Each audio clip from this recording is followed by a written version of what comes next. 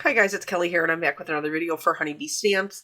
Today is kind of like a combination mashup. It's part edited live replay, part new project. So I am using the Lovely Layers Coat and the Lovely Layers Coat Holiday Add-on. I'm also using I think this is the Tag Your It set, Best Gift Ever. And then I'm using just like the hole reinforcer from this tag set. And we're going to be using a lot of pattern paper. We're going to be doing some coloring with our alcohol markers. And so this was the first time that I was putting it together, and I wanted to do like a Santa coat, but have the Santa coat be a little bit more interesting than just red and white. So I chose this kind of pretty like argyle-ish kind of print from the Merry Moments, and then I laid out the pieces. So you can see up there that I already have some cut out of white, and that's because Honeybee had their tag week last week, and then we did the free tag class on Sunday. We made 3 tags, and so this was part of my live for last week, making it into a tag. So it's going to be a shaped tag. Because I wasn't sure what I was going to do for tag week, I had kind of preemptively cut out some of the pieces just out of white. So like I did this one, I did some trees, I did some other ones, but anyway, this is the one I ended up using. So there's 2 ways you can use this coat. One of them is to just use to just put the coat together and have it be a coat, or you can use the pieces here you can see those little tabs on the side that will allow the coat to actually open up. So both of our tags today are going to open. This one, is a little bit more simple. It uses just the Lovely Layers coat, and then the second one is a little bit more involved only because we're using that add-on and changing up some of the pieces. So here I need to add the dimension to, because that's just how I roll. I need to add the dimensions to the coat. So I laid down the middle piece and marked the shadows on the arms. And then I also laid down the cuffs and marked the shadows on the arms. When I am coloring something like pattern paper like this, I typically find it easiest to shade it with grays if I have multiple colors, because then I can still get the dimension that I want, but I don't have to worry about a perfect color match. So this one is red, which is on the warm scale for colors. So I went with some warm grays to blend those out, and I'm treating it just like kind of like I'm coloring it white because I still want that pattern to show through. I just want it to have a little bit of shading and dimension. So now for this one, the piece that has the collar attached sits on top, and the piece that has no collar attached sits on the bottom. So I'm putting those on there just so I can mark where they meet and where my shadows would be on the under piece. And then I'm also going to add the little shadow lines where the collar would sit on top of the coat, and then to the left and the right hand side, because if your coat was like wrapping, was 3D and it was wrapping around, it would have shadows there as well. So again, I'm just treating it like I'm coloring it white, and what I mean by that is I'm just adding the shadows. So I'm using a W5, a W3, and a W1, and you'll still be able to see the pattern the whole time. Just sometimes you'll be able to see the pattern a little bit better. It'll be a little bit brighter because we haven't added any shadow over top of it. And you can see that with the coat up there. And then I did the shading for the other coat the exact same way. So like I said, we did the tag classes. We did the free tag class. That was super fun. This video was meant to be yesterday's premiere. Normally I do a premiere over on the Honeybee channel where we can all kind of get together and chit chat. And I just couldn't get it together. between the holidays and the tag class, and then we had like, and when I said like I was busy with family things, it's like just Murphy's Law, like if something happens, for example, Sunday with the tag class, I knew that I was going to be doing the tag class and it was going to take a couple of hours. So I was like, let me on Sunday morning just go ahead and prep my dinner. So I put a ham in the crock pot and then I made cheesy potatoes. And I put those all into their little 8x8 glass dish so that when I got done, all I would have to do is pop those in the oven. And then I would just like make my vegetable and my salad, and then, dinner would be done. So, of course, I got done doing my class and I went downstairs to do just that. And my oven would not heat up. Oh, Murphy's Law. Like if it can go wrong, it will. Let's go back to the card real quick. Cards, tags, you know what I'm saying. So here, this is the inside liner. For this one, I just chose to do it white, but because it's the inside of the coat, you do want to add shading kind of to the left and right hand sides. And then where the collar would, kind of meet, you want to add that little bit of shading. Again, here for this collar, I'm just adding the shadows. So I'm doing it kind of around the neck and then just a little teeny tiny bit on like the little V's. And then I will blend that out with the C1. Again, we're just adding the shadows. We're not adding, the white is the main color. Now we're going to do something here in a little bit. You're going to be like, Kelly, why did you even bother to color that? Well, one, you can kind of see the shading a little bit through the technique, but two, so that way if you're not doing the technique that I'm doing, then you know how to color it. Something else to know. So in the live, somebody, I think it was maybe Lori, had said, when I was putting the coat together, the way that the Lovely Layers Guide has you do it, it puts the arms of the coat behind the body. And she was like, I did not love that. If you put the cuffs on last where it kind of overlaps the coat, then it looks like the arms are in front of the body. And I had never put this together before. So I was like, yeah, sounds like a great plan. Here's what we learned. We learned that the reason that the cuffs are behind the body is so that the coat can open. Because if the cuffs are there, it prevents the coat from completely opening. So if you're just using it as a coat, I agree with Lori. Put the cuffs on last so it looks like the arms are in front. If you are doing it as an opening, you have to put the cuffs on first so that they sit behind the two sections that open. For the belt, I went with gold. I'm going to have a black belt. This is supposed to be Santa's, little outfit. And then I also colored the belt and the buttons black because we have that, again, we're adding shading to the left and the right hand sides. We have that kind of center highlight going on. So for the belt, I'm going to do the same thing. I want there to be shadows on the left and right hand side. The exception to this is this belt buckle. The buckle would sit on top of the belt and cast a shadow. So that's going to be much darker.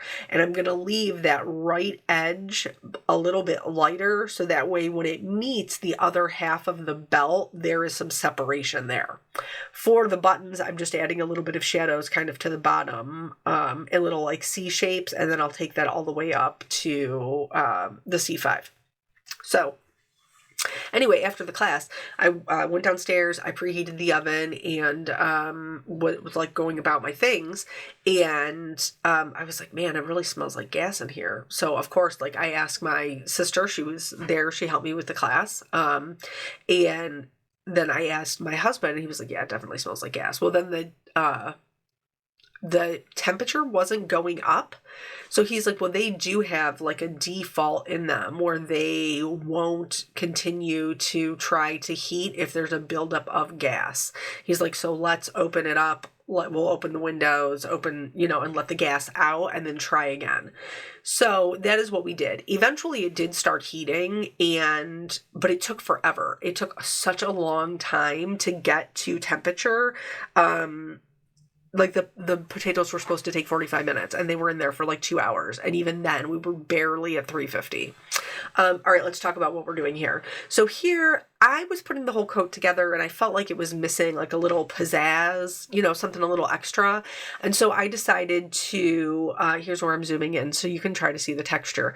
I kind of pounced them into my Brilliant White pigment ink, and then I dumped on some white puff embossing powder, and then I heat set that. You'll be able to see it here a little bit better. This type of embossing powder, when it gets hot, puffs up and creates a lot of texture and makes them look like very fluffy.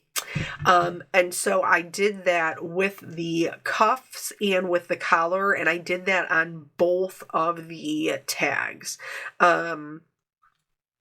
So here you can see, like, you can still see some of that shading through there. Not a ton, but you can still see some. Another little trick to note here, I was holding it with my tweezers, and when I took it off, I had a little line where my tweezers were sitting. If that happens to you, you can try just reheating it and see if it'll fill itself in. If it doesn't, then just dip it back into your embossing powder. Make sure you knock off the excess, because you can build multiple layers of this type of embossing powder, and so you don't want them to be uneven, but that way it just fills it in. And then I'm going to stamp the ho ho ho is from the tags. The tag you're it, I think. And then the if you don't like it, I call dibs is from the best present. That one's one of my favorite ones. I used that again for the second coat that we're going to make. It's just really fun. Here, in order to make it into a tag, it needs a hole. So I punch the hole through this one right here, and then I'm going to put that little tag reinforcer, that little hole reinforcer, right over top. This one's just white, and that way when I'm putting my cord or my twine through, I'm not going to like rip through my paper. So then once I had that done, I started to put it on there, and then I was like, no, girl, you got to put your coats with the tabby on them. So don't do what I do. Do what I say. You want to do your coats with the tabbies first. So we just add adhesive to the tabs, and then we line it up on the front and fold those tabs around the back. I love that because Honeybee's pattern paper is two-sided. It has like the red on the outside, but then it looks like it has this little like greenery kind of a liner on the inside. And I think that is super fun. Like when the coat opens, it's very extra in there. So now we're going to do the other side, adhesive only on the tabs. And then here we are. This will open up. Continuing on, now we can put this part of the coat, the opening part of the coat, onto the base. And I just used a piece of, this is mint tape. It's just a low tack tape to hold the middle together while I was adhering it, so that way everything was lined up the way that it was supposed to be. And then here, again, just showing you how it opens and closes. For the next part of, like, to make sure that it opens and closes, we do want to go back in here and punch a second hole right through the first so that they line up, and then that way we'll be able to feed our twine through. So now, when we're doing the collar piece, we're only going to adhere the left-hand side, because the left is the side that sits on top, and that's the side that comes open first.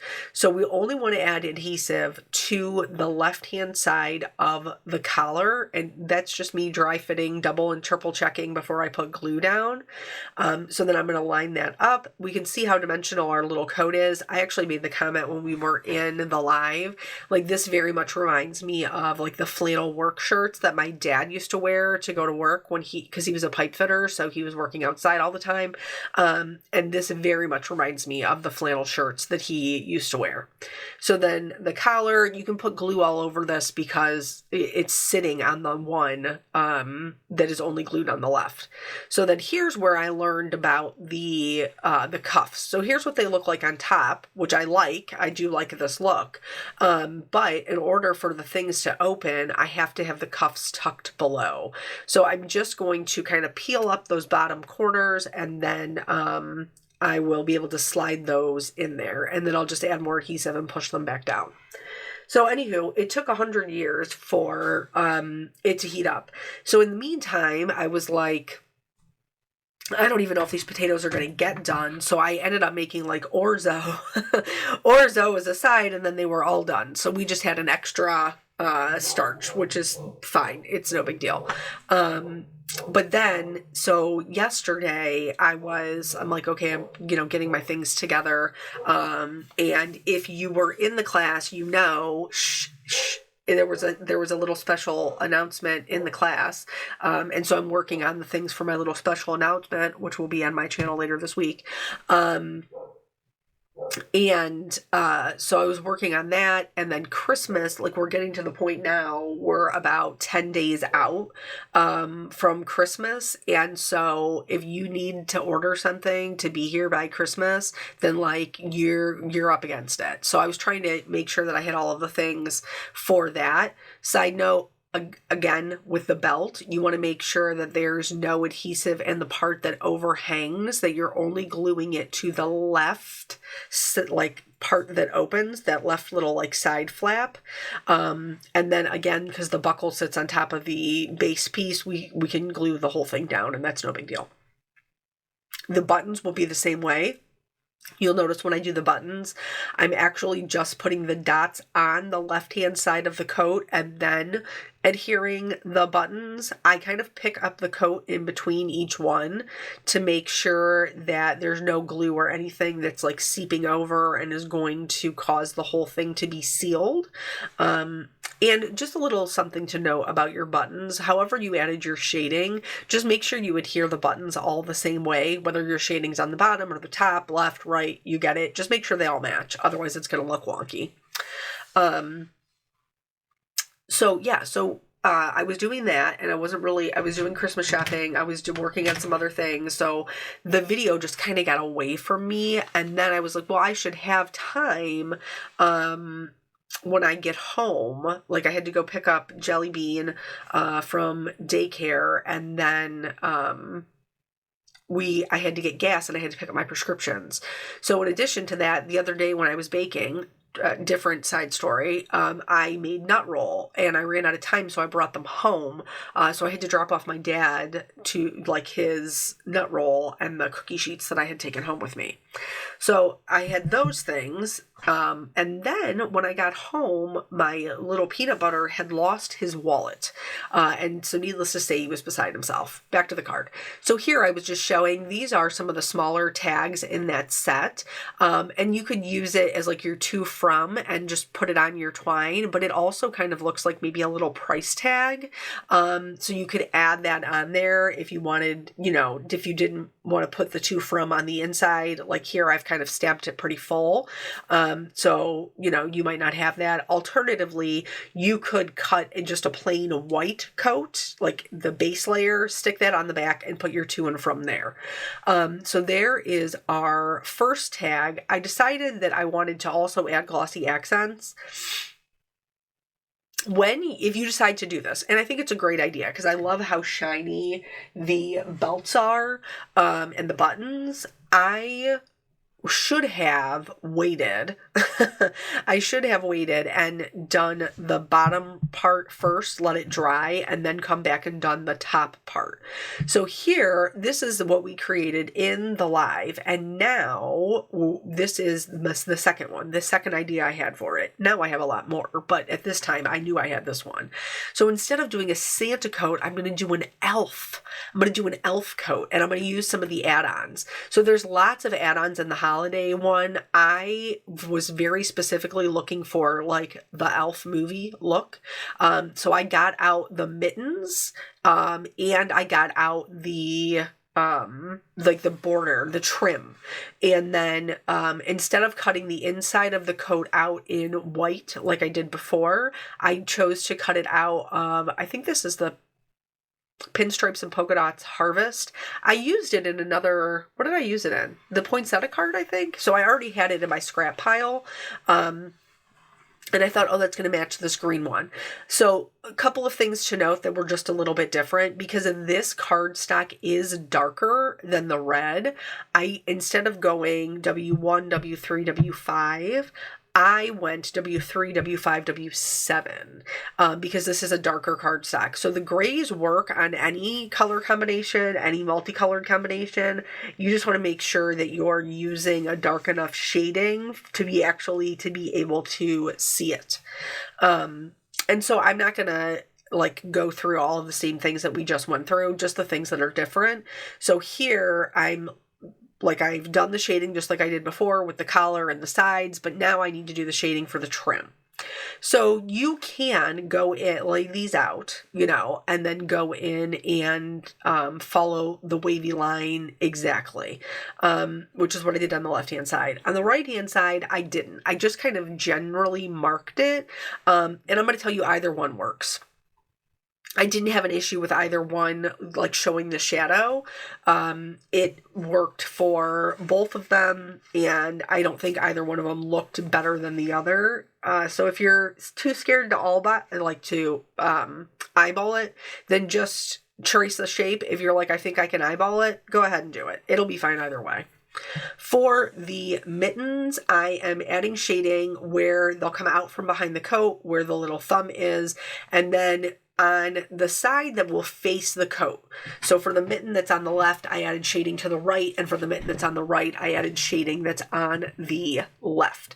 And I'm using those same warm colors. My green, I think this is Christmas Pine from Gina K, was a little bit bright, so I took that W1 and just went all over the mitten to knock that color back a bit and match the pattern paper a bit better. Here I've cut the inside of the collar to be the same, on the inside of the liner, and then I'm going to add the shading the same way, except this time I'm just going to use actual colors because I'm not shading, I'm not doing it white like I was before. I want it to be gold. I'm using a lot of gold for the trim and things and the buttons, and I want it to read as gold. I want it to match when it is opened. I hope that makes sense. But the shading doesn't change. So anywho, he lost his wallet and he couldn't find where it was, and he had some money that he wanted to put into it. And he was like, I had it on the couch, and then I took it upstairs. And so needless to say, we were all ripping up apart the house looking for his wallet because he was very upset about it. And so then after the wallet escapade, and then I was finally sitting down to try and tackle the video while I was making dinner, I was just yeah, this is not going to happen. I tried, I failed, I'll just have to do it another day. So today is the day. Today is the next day.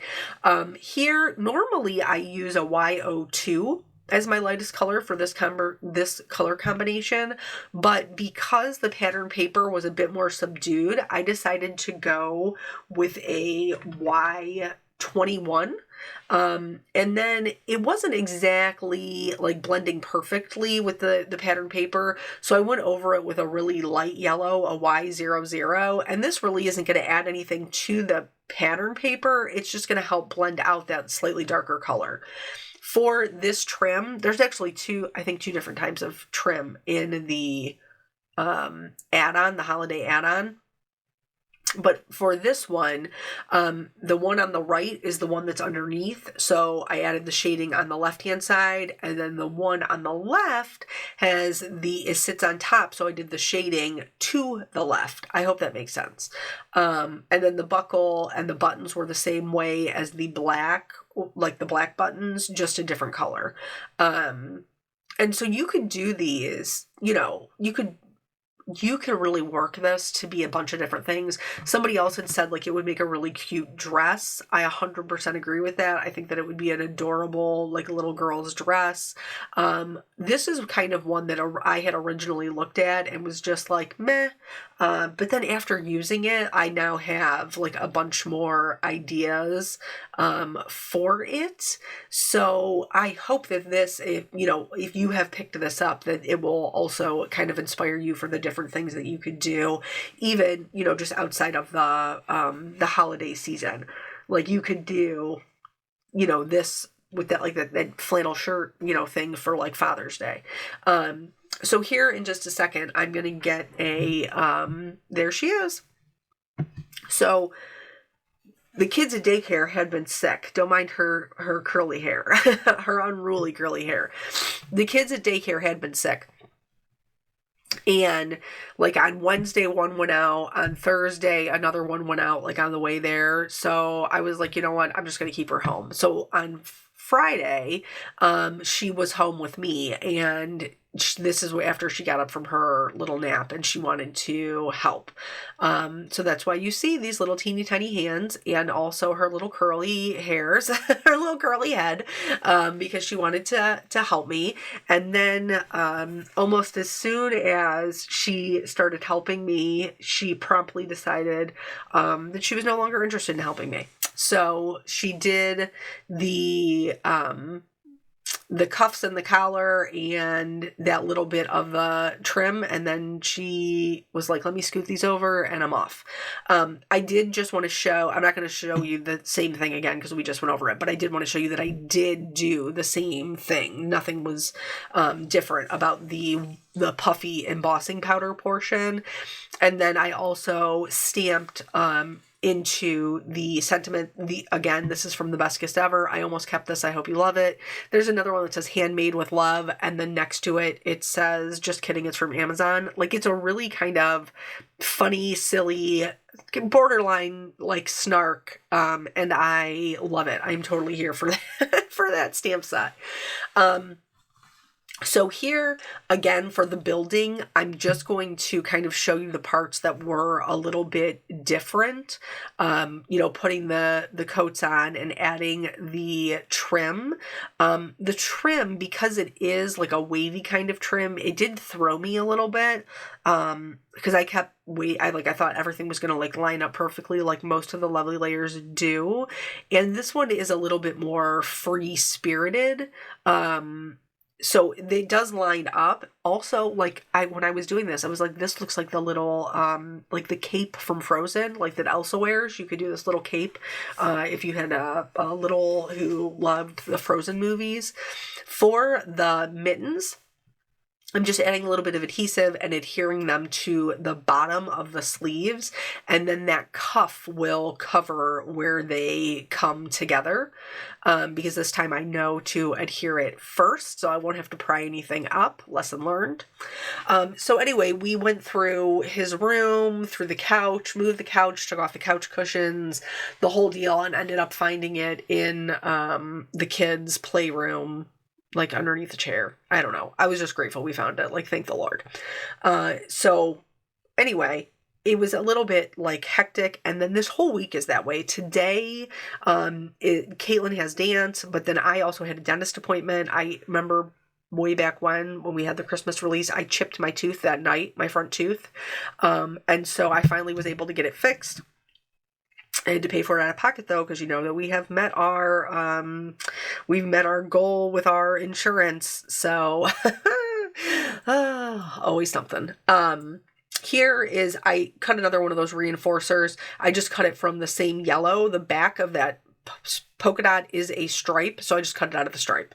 And then did the same thing with the buttons. Now here, I really feel like this is where the things like take a turn for the better. Like, I really feel like it starts to shine, and that is with, like, it does look like an elf coat, I feel like, but the little swirls and dots added with the white gel pen, I think really, really, really bring the whole thing together.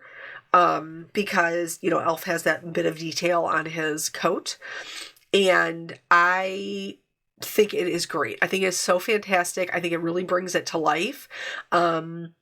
Also, if you did not have the add-on with the trim and you just had the regular one, you could do this same thing, like on the edges with a white gel pen, or if you wanted the gold, you could use a gold metallic jelly roll pen. That would look, fantastic. But I really just feel like this is what brought the whole thing together for me. So we have the fluffy collar and the fluffy cuffs, and then we have that little bit of detail. I'm going to add the glossy accents to the belt. So this time I added it to the bottom first, and then to the buttons and the left side of the belt. I'm going to tape it down. I'll be honest with you, I should have left well enough alone, but I was being impatient. And so I did bump my glossy accents. Oh, here, if you get dots, like if you get bubbles in there, just pop them while it's still wet with a needle, and then they'll flatten out. But anyway, here you can see it's wet and I'm messing around with it. So I was kind of trying to keep the top piece like canted a little bit to the right so that it didn't just all pool, which did end up working. And then once it was a little bit set, I just taped it down and let it dry. Once it was dry, I came back in and did that Tombow Mono Multi-Glue repositional adhesive. This time I also put a little bit under the collar to help it stay closed a little bit better. And again, just tap this until it is just tacky, and then you can close it. If you close it when it's wet, it will be permanent. Anyway, so here's my little elf coat. I think it's so cute, and that glossy accents helps the gold buttons stick up from the gold trim. And then here's the Santa one that we made as well. I hope that these inspire you for your Christmas tags and maybe, looking at this a little bit different. Thank you guys so much for joining me. I always appreciate your time, and I'll catch you on the next video. Bye.